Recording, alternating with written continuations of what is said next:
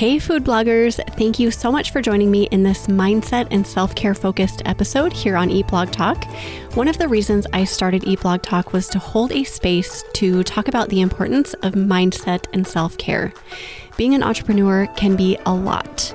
If we are not taking care of ourselves, then getting actionable information about SEO, Pinterest, or whatever else is all moot. I will meet you back here every Wednesday to discuss various mindset and self-care topics, so you have the energy and space to tackle the rest.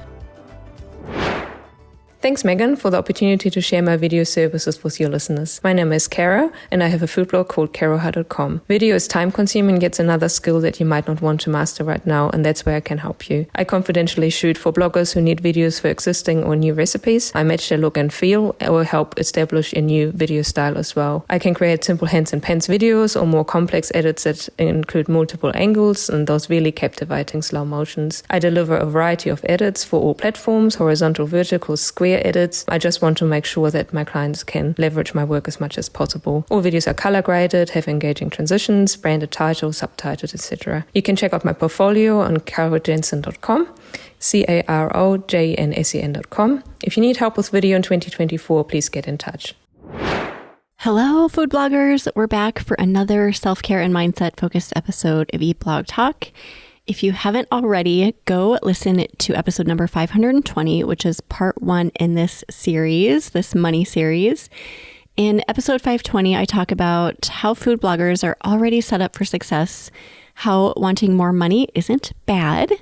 I also talk through my own money journey over the past 5 to 6 years and how far I've come in that short amount of time, just by doing the few things that I'm discussing here in the series. I also talk through the number one way to bring more money into your business in that first episode. So go listen to that first and then come back here for part 2 of 3 in the series, 5 ways to bring more money into your business.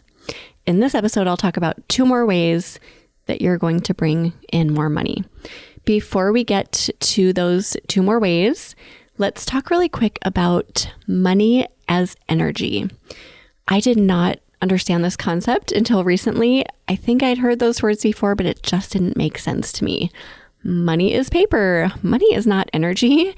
And it is paper. It's solid material, but it is also energy because of the way we use it as humans and because of the way our thoughts and beliefs affect how it flows into and through our lives. I found this article because I felt really inadequate when I was trying to put this concept into words myself. So the article is from medium.com, and I have a few quotes from that article that I would love to share with you because it was articulated so well. Part of the article was talking about how we can liken this to the law of attraction, and the quote goes like this, quote, "Like attracts like, suggesting that the energy you emit into the universe attracts similar energy back to you.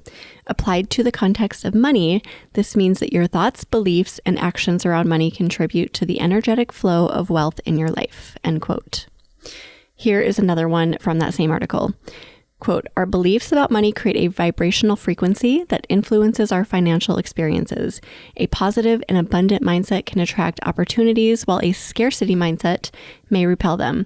By cultivating a healthy and positive money mindset, individuals can tap into the energetic currents of abundance, opening themselves up to new possibilities and financial prosperity," end quote.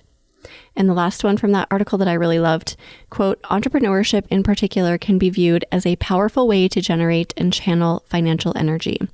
Entrepreneurs, by creating businesses and providing value to society, contribute to the overall abundance of the economic ecosystem. The success of an entrepreneurial venture is not only measured in monetary terms, but also in the positive impact it has on the energetic flow of wealth within a community," end quote. I will put the link to this article in the show notes if you want to go reference it. There's a bunch of other stuff that I loved in that article as well. I think this concept of money being energy is the coolest concept, especially if you are having those good thoughts and positive beliefs about money. Probably not the coolest concept if you're having negative thoughts or bad thoughts and thoughts of lack that are repelling money from coming to you.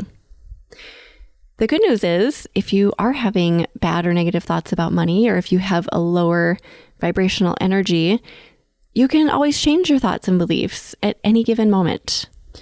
And when you do that, get ready for that good energy to start flowing into your life. All the points we talk about in this series address blockages to the flow of this money energy, which can impede wealth. And by working on each point that we talk about, we can open the floodgates for that wealth energy to start flowing into our lives and our businesses. So let's talk about 2 ways that we can bring more money into our businesses. The second way is track and appreciate every penny. Remember in episode 1 in the series how I talked about just making that decision to make a change with my financial situation that had been very grim for a long time? One of the first things I did was to create a simple Google Sheet that acted as my budget.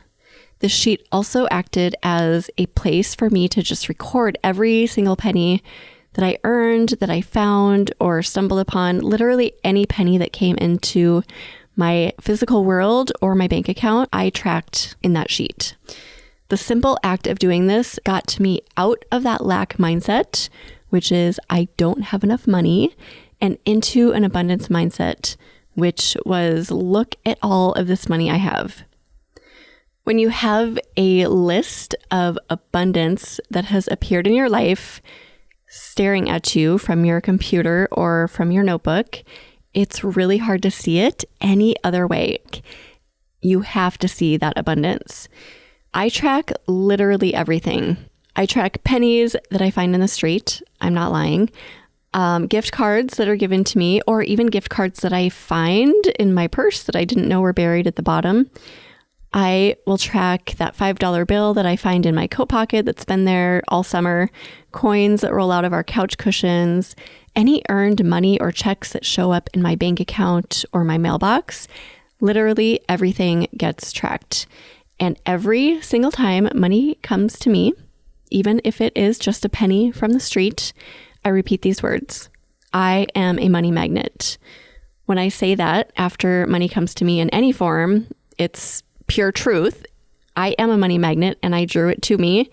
And that makes the energy that surrounds the experience super powerful, which changes the entire vibrational frequency of my relationship with money. I recommend that you do this and see how quickly your money energy increases and how fast your new wealth will start to accumulate. Starting today, track it all. Write down every single thing in a notebook, in your notes app on your phone, or in a sheet on your computer, whichever is easiest for you. Don't dismiss a single penny. Write it down and then appreciate it. You can use my line, I am a money magnet, or if you just want to say thank you, I receive you, or something along those lines, that is totally fine too.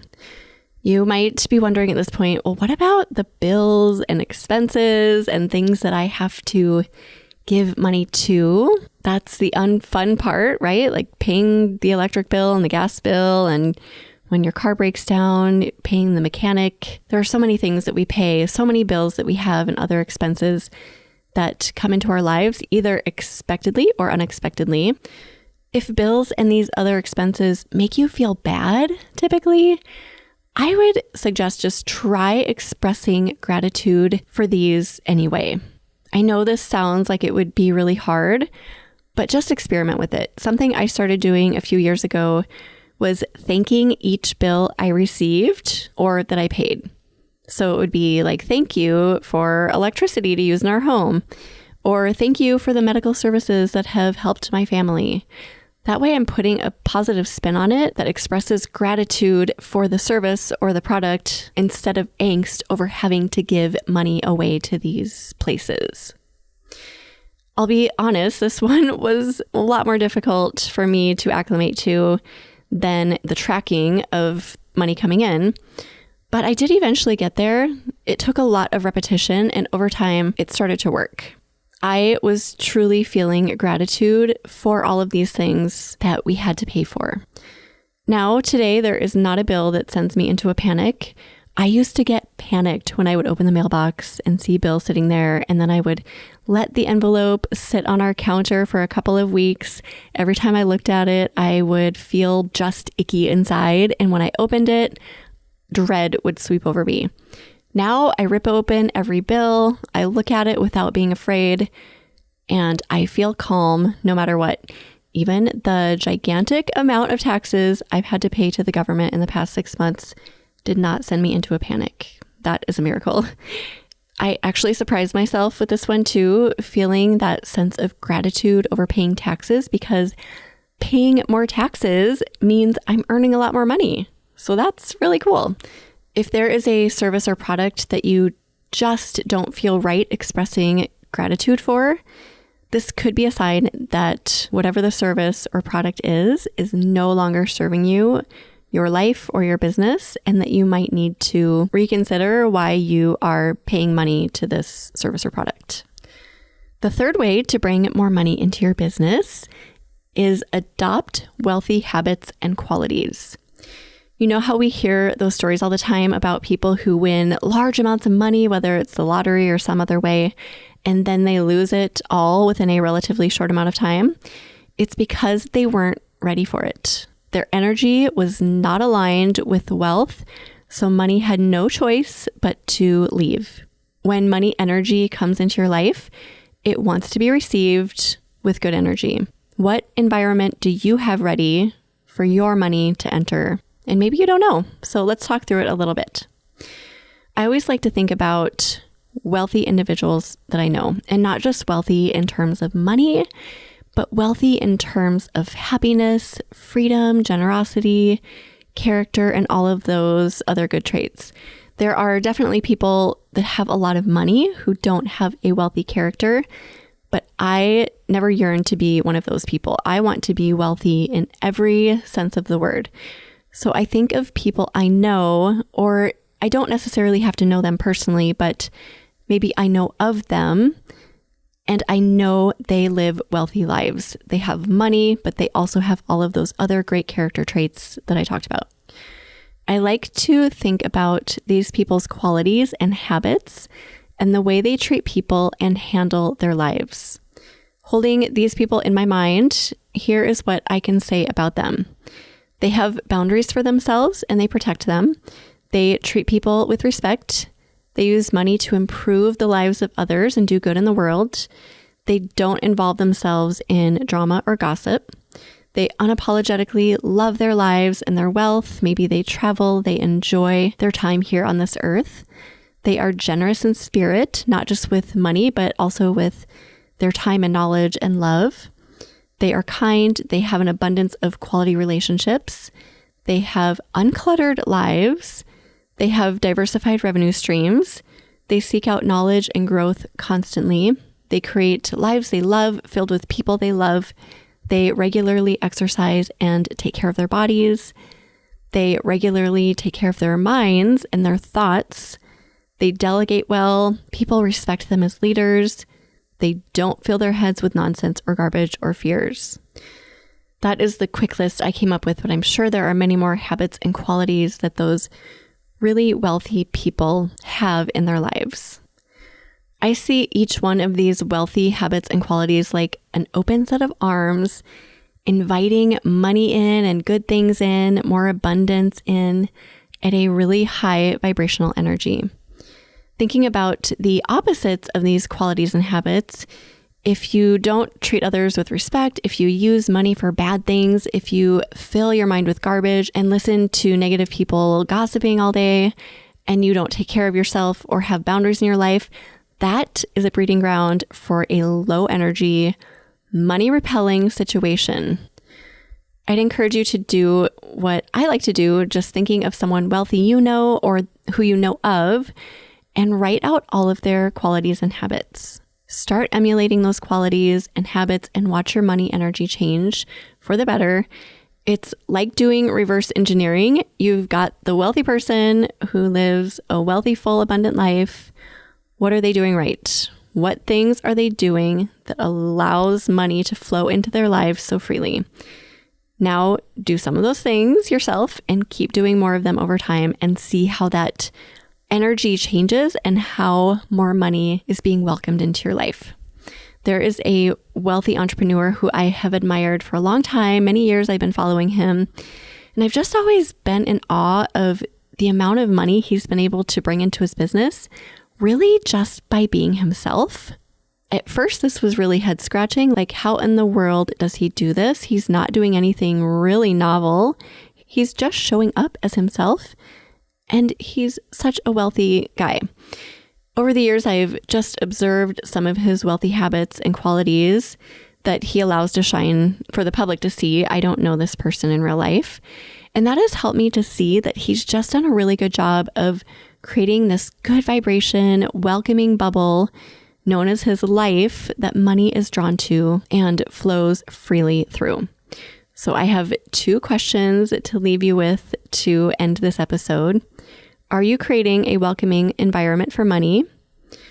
Or are you creating a low vibe, money repellent business? Either way, you can make improvements and bring more money into your business. So let's recap points 2 and 3 from this episode. Number 2 that we talked about was track and appreciate every penny. And number 3 was adopt wealthy habits and qualities. I will meet you back here in the next episode to talk about the last 2 ways to bring more money into your business. I hope you're enjoying this series. I will see you next time. Thanks for listening. Thank you so much for listening to this mindset and self-care episode here on Eat Blog Talk. If you are a food blogger providing a service for other food bloggers and you want to spread the word about the value that you offer, I would love to offer you a free way to do just this. Send me a 60-second audio clip to be featured in a mindset and self-care episode here on Eat Blog Talk in 2024. Go to eatblogtalk.com/audio clip to learn more.